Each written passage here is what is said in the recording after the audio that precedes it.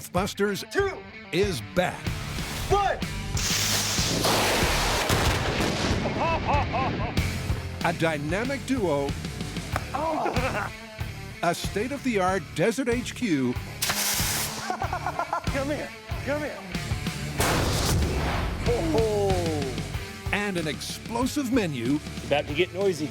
of all new myths. That was a heck of a fart.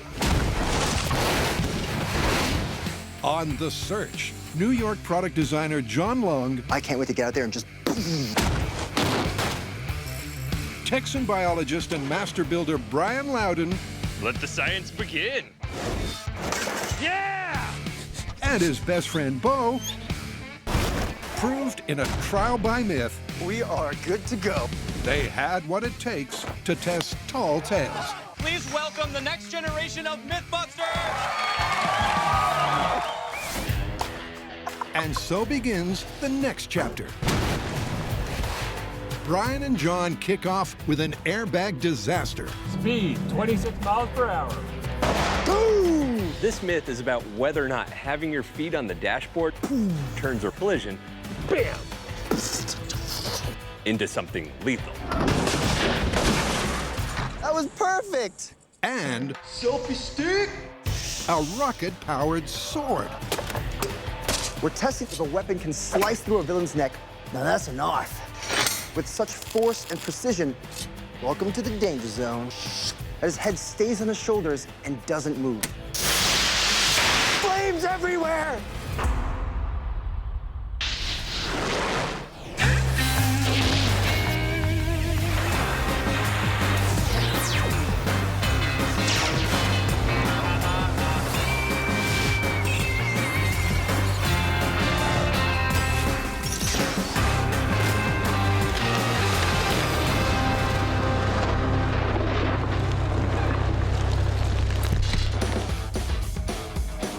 First up, a myth based on the paradox of a life-saving bomb. Every modern car has one, right there in the dash, primed to go off upon impact. They save drivers' lives every day. But the myth is that an airbag has enough force to put a laid-out passenger in mortal danger. Are you really risking your life putting your feet up? Brian and John strap in to find out. This one's interesting. I've always wondered about it. Right? I mean, how could an airbag go from saving your life while you're sitting like this to killing you when you do that? That's what we need to find out. I mean, think about it. It's like a bomb in your face, ready to go off. Maybe that's where we should start. Blow a few of these things up and see how much force they exert. Blow things up, I'm in.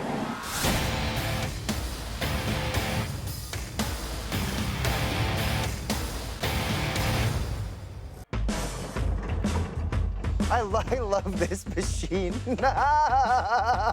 Fires a cannon! Oh, I can't do that. This is your standard family sedan. It's equipped with a supplemental restraint system, which we know as airbags. The first of which has been around almost 30 years and is in the steering wheel.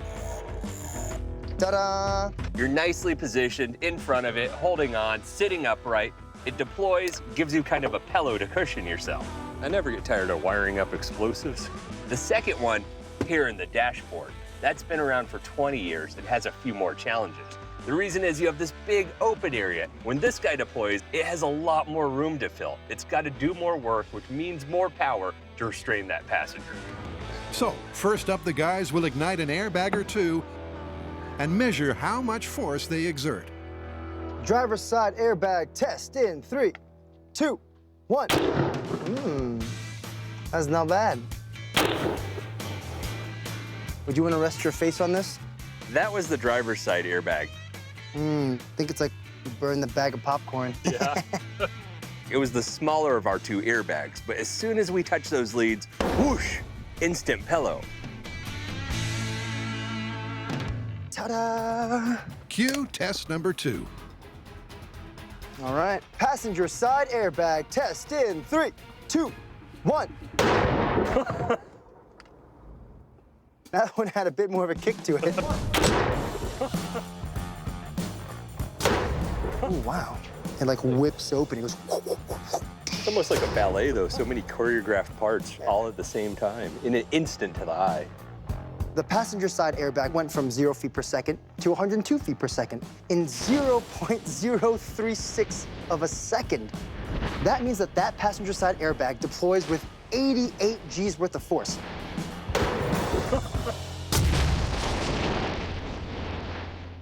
Let's think for a minute what 88 G's is. That's like me climbing this wall, climbing 2 more feet on top, jumping off, flat onto the ground. That's about 88 G's. And to demonstrate just how much force that is, the guys enlist a dummy. Not that one. This one, for an impact test. Just. Here we go. All right, here we go. Passenger airbag impact test in 3, 2, 1.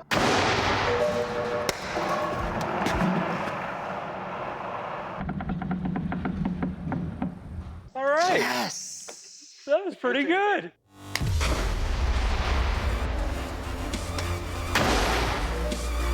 The cart is only about 30 pounds. This dummy, he's 150 pounds. So a 180-pound load gets thrown a pretty fair distance at 41 feet. That's crazy. I definitely wouldn't want to switch places with this guy. Here we go. Oh, counter steer.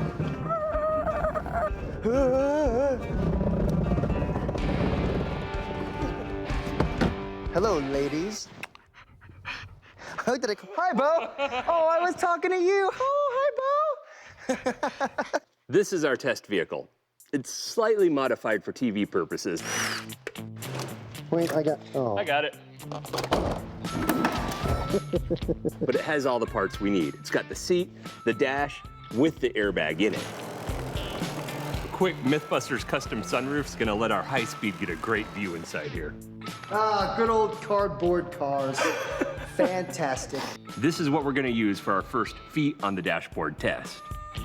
To begin to dial in on the lethality of placing your feet on the dashboard, Airbag's all wired up. with Buster currently resting in pieces, the guys recruit a stand-in simulate This is beyond valet service. to sit in the hot seat. Oops, sorry. How often have you seen this? You're on a summer road trip, the sun's out, the window's down, your hair is blown around in the wind. Your hair's a mess. I'm awfully jealous. Well, I'm sure she won't need it after we're done with this test. Good, I'm going out tonight.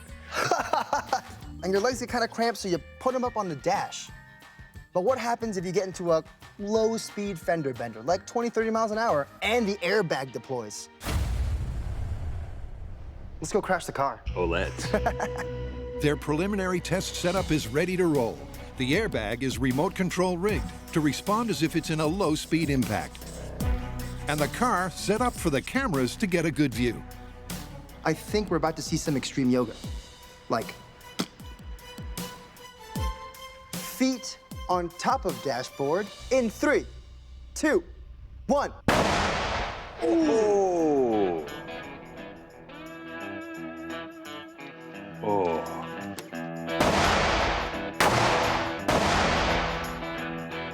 I saw her leg just shoot out the entire door. It just went. Yeah. 1. Oh man, I don't remember her leg looking like that, right? Yeah. How's the other leg? Oh. What? It's in the driver's seat. 1.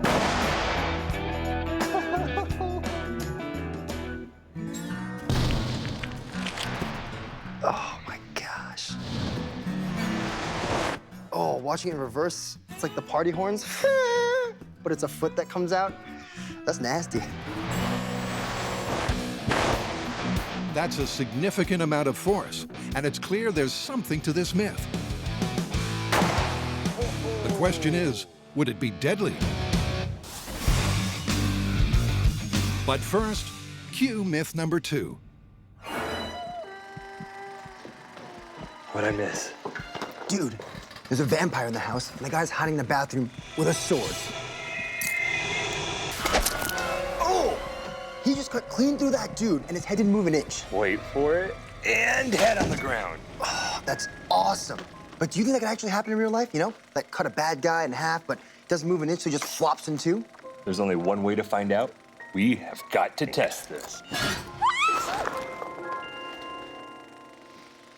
What's wrong with that guy? This classic movie trope is so common that it has its own name, delayed causality. So whether it's a zombie or a monster or some generic bad guy McBatterson gets hit with a blade with so much force that his body doesn't move until it slides apart. So, shrink, hold for dramatic pause. That's what I call a night at the movies. To begin their decapitation deliberations, Brian and John have enlisted weapons-wielding expert R.J. McKeon. When it comes to swordplay, Oh, he did. R.J. is a champion. Oh, jeez. He competes in and wins historical martial arts cutting competitions.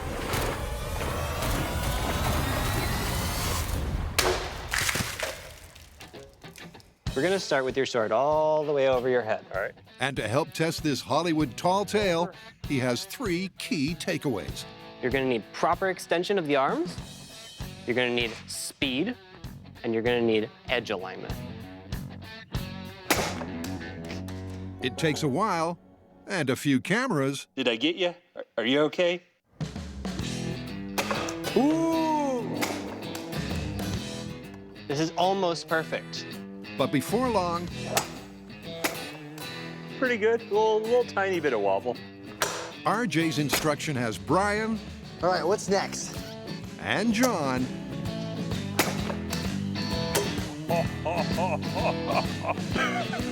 Banana drop. taking out bad dude food with 1 clean slice. Fruit salad for everyone. Cheers.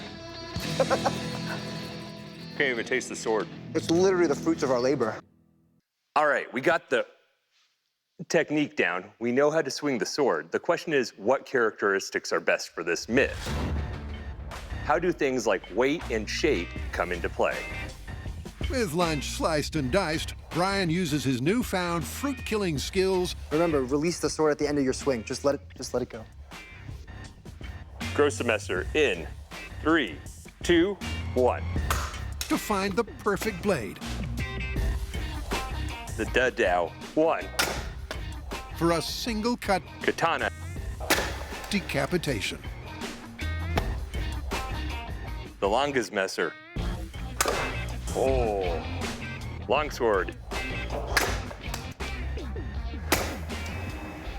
All right, these are all fantastic swords, but what is our champion? There's one that stood out amongst the rest. Its weight a little bit heavier, guided through the mat real easy, and the geometry made it just want to cut perfect every time. And that is the Grossemesser. Feels like a champion. Woo! Yeah, that's right. All right, let's go cut some stuff. Okay. Coming up, with Buster on sick leave, the airbag anomaly gets an anatomical upgrade. And the decapitation investigation 3, takes off. 2, 1.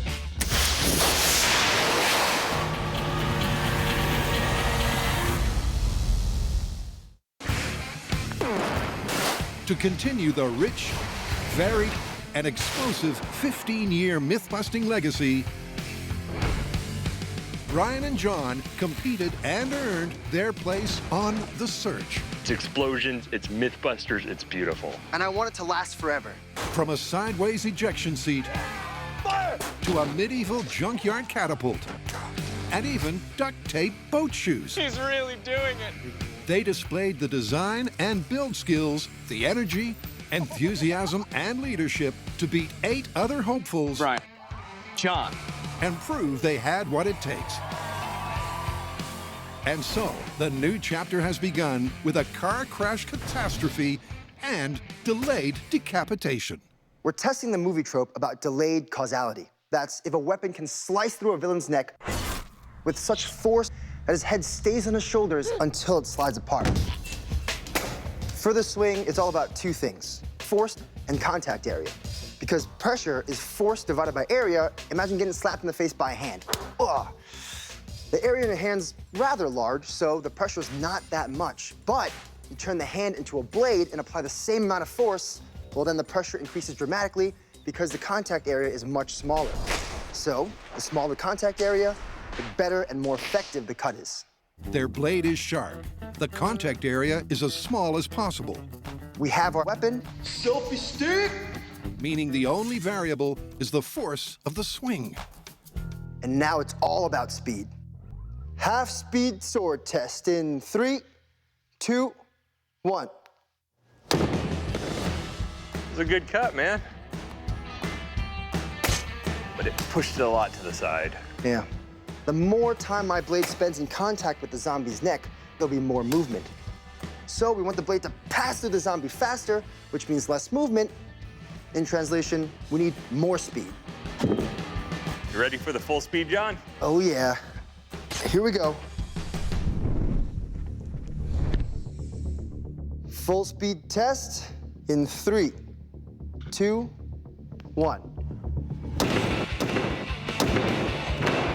Very nice. So our speed tests weren't spectacularly conclusive. I did a half-speed swing, I did a full-speed swing, and a faster swing means less contact time, which should mean less movement. But it's still hard to tell with the high-speed camera. But one thing's for sure, human speeds just aren't gonna cut it, literally. But the myth is whether a dramatic pause is possible ever. So the next step is to build a sword-swinging rig to give us superhuman speeds.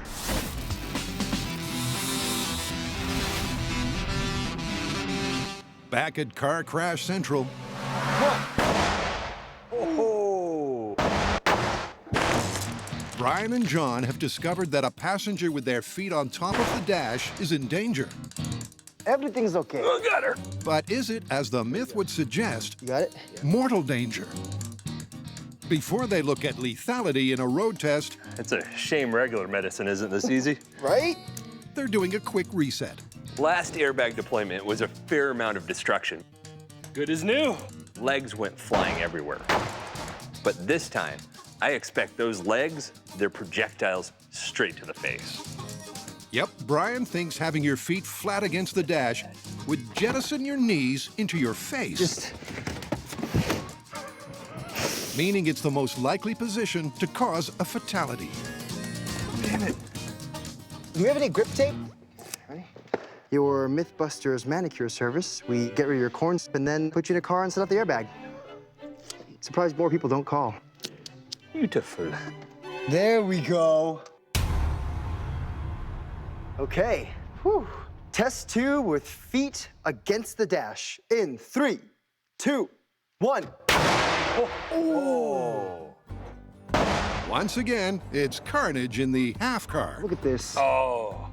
Whether it was any worse is difficult to tell, but it's clear the myth is heading in the right direction. 1. Oh no. When we watch the airbag deploy in real time, not too bad. But then we watch the high speed, and it's a completely different story. The airbag goes off, you can see from her toes just slowly curl back, and you can just almost imagine the sound of bone and meat crushing and tearing as it goes. And they fall back, and you think that it's over, but it's not, because then they swing out this way, and they hit the floor. It was horrifying. Wanna grab a feet, seize. Question is it lethal? For that, they need to step it up in the stand-in Buster Stakes.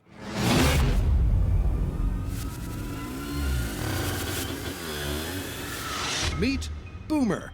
I worked in emergency medicine for over half a decade, and during that time, I taught a number of paramedics using all sorts of human analogs.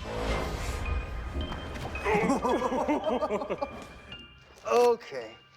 But we have something here today that is as close as you can get on this entire planet to a human being without having a human being. You ready? Ooh, yeah, let's go. Go, go, go, go, go, go, go. Ready? And I am very excited.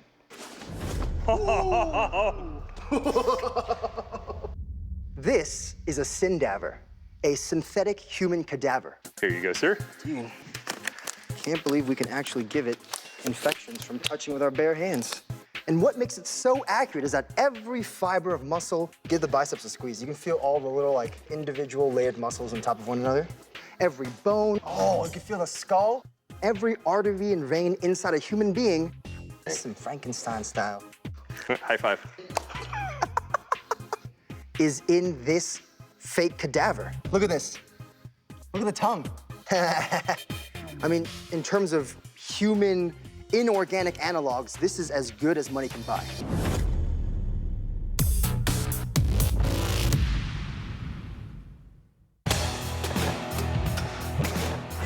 Brian and John have determined that the movie myth of delayed causality, the dramatic pause after a decapitation, Yeah, we're kind of topping out on how much you and I can swing. I think it's time for a plan B.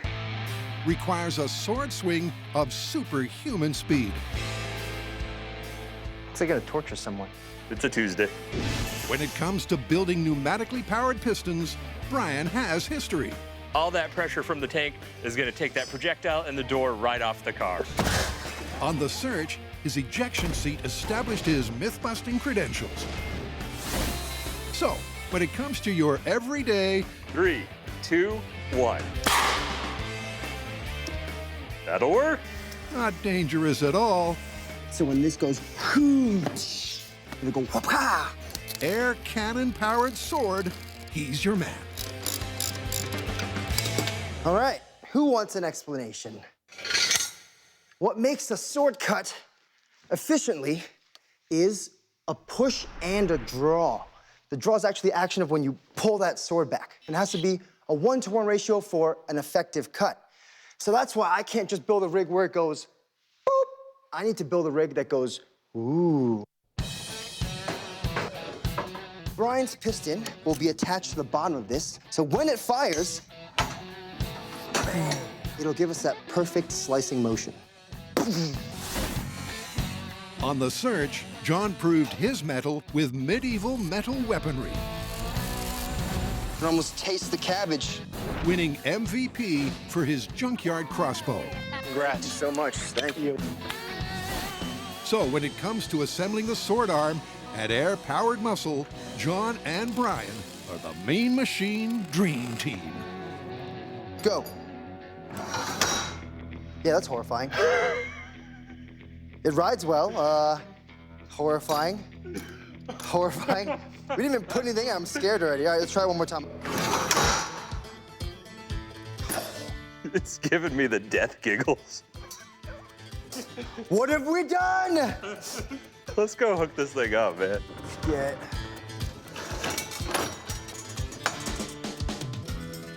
Our first test will be to get this rig to fire at the fastest speed that I could swing the sword. We're doing that to see if this blade will give us a nice, smooth swing. All right, John, 100 PSI, ready to go. Okay. All right, your fingers on the trigger? I'm ready. Okay. Human speed baseline test in 3, 2, 1. Oh!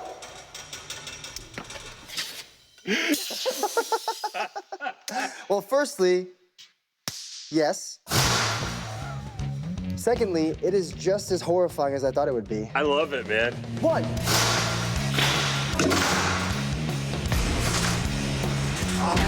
The machine doing the job.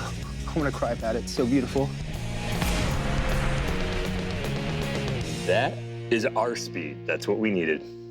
Nice. You wanna put a target in it? Oh, yeah. That's how Mythbusters prep for a picnic. Welcome to the danger zone. Human speed swing test with target in 3, 2, 1.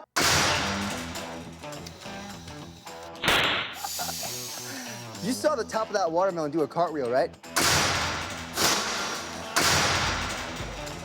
The top of the watermelon didn't get pushed forward. It got cut, and then it went bloop, and then it fell off. So the rig works. It's time to test the myth with a more realistic target. Ballistics gel, as always, is soft tissue, and we've inserted a dowel to represent bones. This is it. With the air pressure-powered rig charged to maximum capacity, will it cut the ballistics gel neck so cleanly it'll pause for dramatic effect.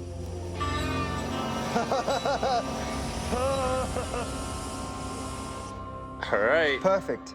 Oh, is everyone behind? Okay. You ready? I'm ready. Everything we got, Test, and I mean everything, in 3, 2, 1. Well, Let's go take a look. yeah. Holy moly. Whoa. It cut through a good portion. Oh. Oh, Whoa. some damage to the dowel, but it didn't make it through. The cool part is, look how clean that cut is. The high-speed camera tells the story. The sword is moving at 110 miles per hour. It slices clean through the flesh-like ballistics gel, but when it hits the dowel, representing bone, So it catches that dowel and it's pulling everything.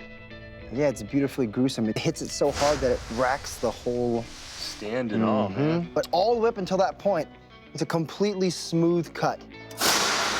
that's as fast as their air cannon can swing the sword. And there's still no sign of the mythical clean-cut slice. But they're not giving up yet.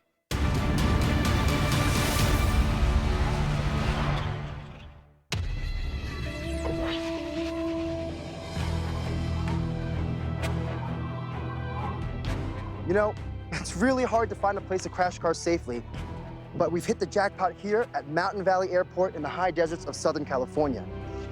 This place is absolutely gorgeous.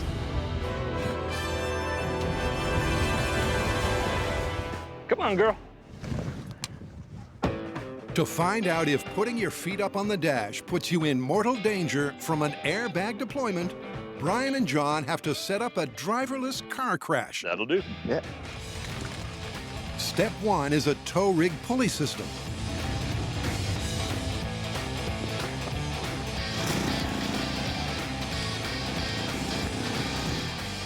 That'll definitely hold.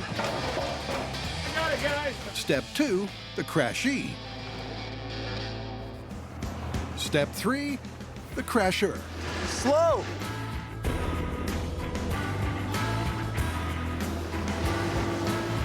Lower forks. We're about to install a tow yoke onto our vehicle.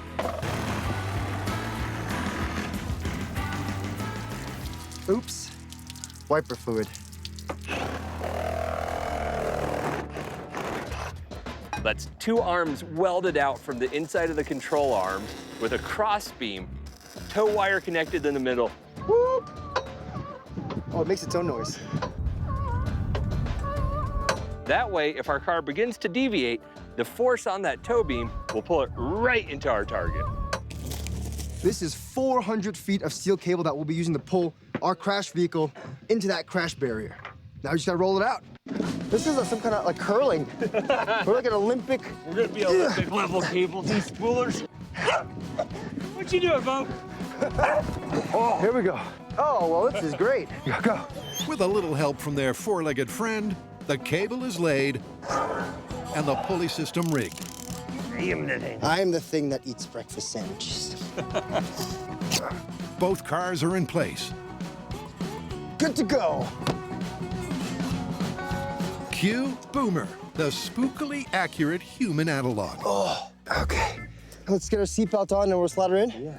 This is a pricey piece of equipment because it has bones, veins, which means when we're done with this, the way we examine it is the same as a real victim in a crash. We'll be x-raying it.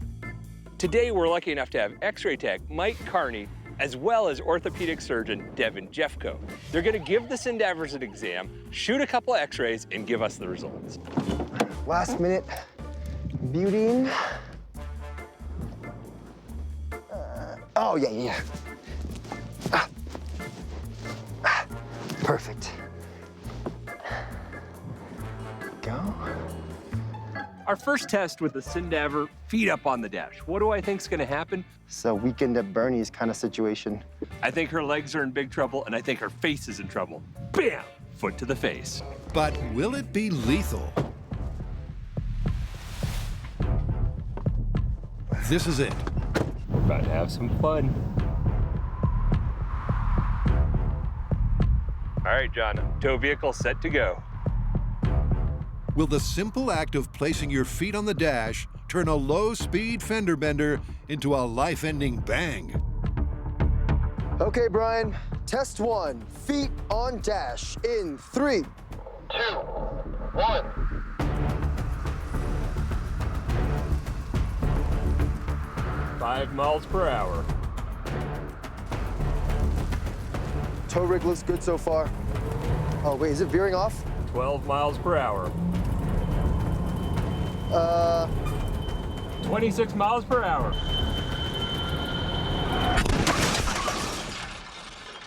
Mission accomplished, Brian, mission accomplished. Woo-hoo-hoo-hoo. You know, it went off a little bit, but at the end it came right back, hit the car.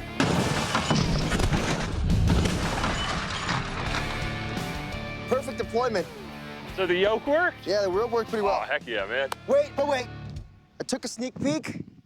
It's a little bit gross. You ready? I'm ready for Okay, this. let's go. Coming up, before they assess the damage, it's back to the shop. If there's ever been a case for do not try at home, this would be it. Rockets plus sword equals death, dismemberment, all around bad day.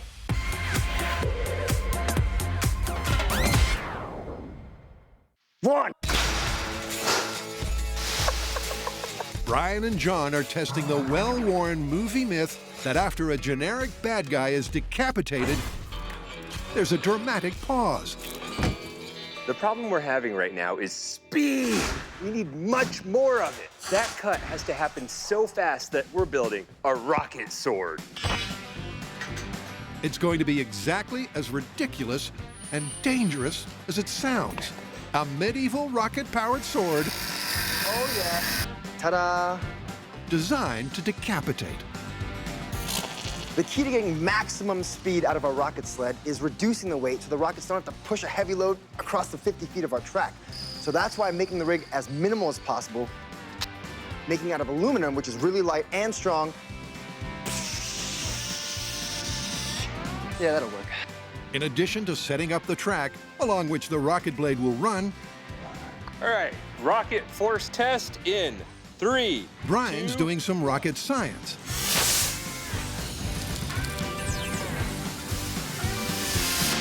That was a great test of our rockets. We got about 23.8 newtons of force, Which means with the sled weighing about 4.5 kilograms. and adjusting for friction, 20 rockets will send their sword flying Fire! at more than 150 miles an hour, Fire! twice the speed of a human swing. Go, go, go, go, go! Fire! One more. That's not bad. I think that's ready for rockets. Our rig is set up to test whether or not a blade moving with enough speed can cut clean through a target while leaving it completely intact. But first, we're gonna do a dry run without a target just to make sure everything works smoothly. Perfect.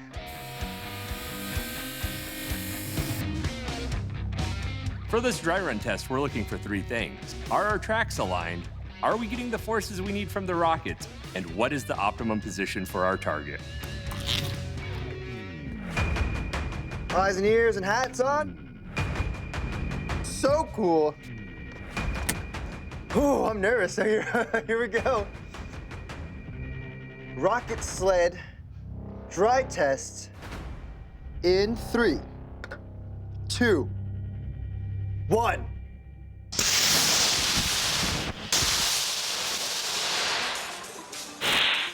I think that's successful. It's like Christmas. But Fireworks. beautiful. We're good. Well, Like it hit the end of the track and it went. Pshaw!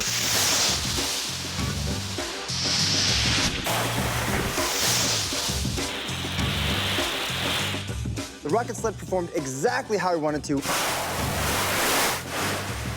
Everything worked fantastically. In terms of power and speed, I think we got it. I think I'm gonna just wipe it down, get some of the schmutz off, and tighten a few things, and we'll set up for the next test. It's a magnificent and terrifying sight to behold. A razor-sharp blade powered by rockets launched at 165 miles an hour. Our dry run went great. We got the results we were looking for. But before we graduate to the final event, we're gonna have a soft target test.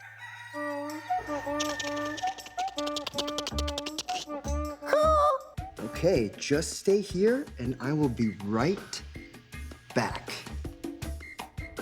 Ignition. Engage. Oh, there it is. Okay.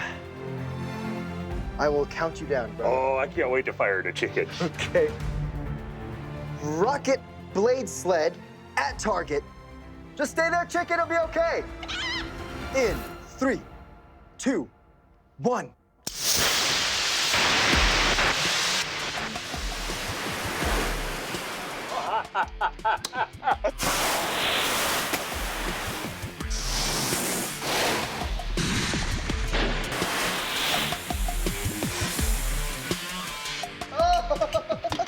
Oh no, my food! Well, actually, Bring it on over. it's a pretty good half chicken. Whoa, that's not bad. Look at this. It cut through the bone the long way. That is a perfect cut through there. That's impressive. Whoa. Okay, that blade traveled straight through the chicken. Super clean cut. Look at that juice flying everywhere. He's barely meat. And then it gets railroaded. So there's a slight problem with the rig. The back end of the sled crashes into the target. If there was a dramatic pause, it was run over. For the final test, the guys add a backstop. Oh, and a zombie. To test this, we need a target to fit the myth. That's why we have a zombie. This is Larry. He used to be one of our Mythbusters production assistants. That is until the outbreak. But now he's volunteered to be our target. Thanks, Larry. You're welcome, John.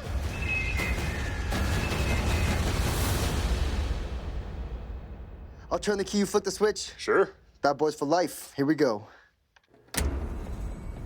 Okay. Rocket blade test with very nervous zombie in 3, 2, 1.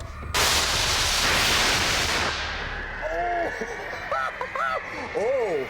What the hell is going on? Fire extinguisher, please.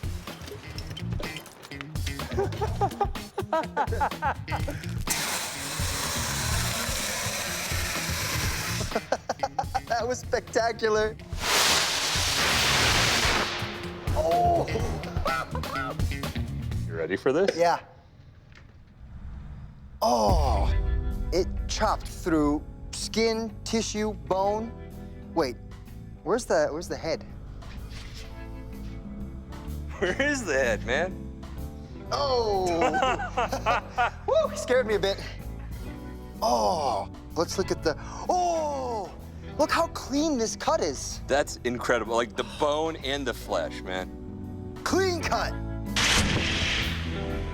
However, I did see the head roll off, but I can't tell if because everything was shaking or if it stayed and then lopped off. We'll have to check the high speed. Here we go. Oh, here it comes. Slicing it. That could not have more precision or power. But you can see as the blade is drawn across our target, that it like starts to push into it, and it causes the head to roll off. Yeah, like no delay even on high speed. Nope. The myth, much like the burning remains of the rocket sled, Flames everywhere! is toast. Oh, it's beautiful! delayed causality. What do you think? I mean, even with our rocket sled and a super sharp blade, couldn't get the head to stay on. Yeah, it works great in the movies, but in real life, busted. Busted. Busted!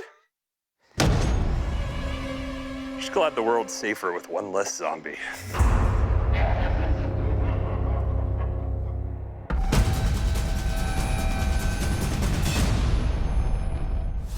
Coming up, the myth of the foot-resting passenger Speed, 26 miles per hour.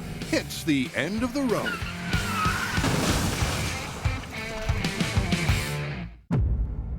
Countdown, 3, 2, 1. He starts rolling. Everything's looking pretty smooth. He's calling out 5 miles per hour. 12 miles an hour. And I'm like, hey, is that car veering off? Speed, 26 miles per hour. Should we abort this thing? The car goes, what? Boom! Airbags deploy perfectly. Doesn't seem too bad. But then you get into the car and you see the damage done to the Cindaver. Oh no, there's smoke coming out of her foot. Come on. With that foot just hanging off the dash. Skin's been ripped off the toe, complete ankle dislocation, and that's just what I can see from here. Super gruesome. But then you realize how awesome it is to have the Cindaver for our tests. It's got every bone, muscle fiber, vein, skin tissue that we can analyze to see what real damage would occur to a real human being.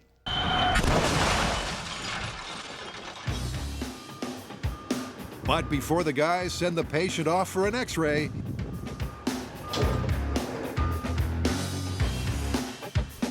Mr. Boomer takes his turn at the wheel. This time, our careless gentleman has his feet flat against the dash. I think this is the best chance of doing some damage. Knees are up into the chest, up into the face. All right, Brian, you ready? Good to toe. Nice, okay. Feet against dash in 3, 2, 1. 5 miles per hour. Toe rig is looking good. 15 miles per hour. Speed, Whoa! 26 miles per hour. Oh, okay. Stop. Oh, there goes the camera. Okay. That was interesting. You want to come down here, Brian? So that didn't quite go as planned. The car started out nice, then began to veer. It whipped around the target vehicle, but that airbag went off, which is interesting to us. How would I sum up what just happened for our test? Well, even though the car didn't hit the crash barrier, it still clipped the sign violently enough to fire off that airbag. And that alone caused some severe lower leg damage. But the myth parameters require an airbag deployment in conjunction with an impact. So a quick realignment of the tow rig and... So obviously we're not gonna leave it at that. We're gonna get a new airbag in there and do it one more time. Haven't you learned anything? All right, Brian, everything is in position. You ready? Copy, tow is go. Okay, feet against dash in 3, 2, 1. 5 miles per hour.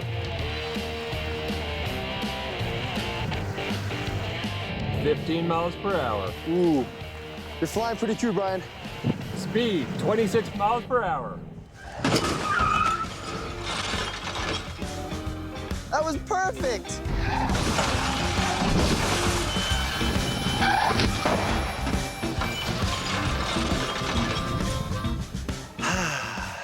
So nice. So, how did our volunteer fare with his feet against the dash in a crash? Solidify yourself in your knowledge of which way feet face. Okay. Oh! That's not supposed to happen, no? No. It doesn't look good, but it's time to find out the true extent of the injuries. 2 accidents like this in a day, what are the odds? X-ray? X-ray. Ooh, that's pretty unstable. Yeah, so that's definitely broken there. Yeah, it's broken there too. Yeah, we should definitely get a pelvis and a hip x-ray over here. So Devin, 2 different Cindavers. You've gone through them. What do you find? Well, both of them have pretty bad ankle trauma. Our situation with the female patient, as you can see, she had a really bad ankle fracture, which we sometimes call a pilon fracture. Bad injury, but survivable. Our male patient, similar injury, but both survivable. So, injury, but nothing lethal. Survivable injuries only. As gruesome as the high-speed footage is, the anatomically accurate Cindavers prove the injuries are restricted to the feet and ankles. I mean, it's just so close to plausible, but it's definitely busted. Busted. Nasty, though. Yeah, I definitely won't be putting my feet on the dash anymore. That was a good day, though. I like how, like, on video, this is like the bit of the news where they cut away, but they're still shuffling. Exactly, and they're still just like, what do they talk about? Or just like talking about nonsense.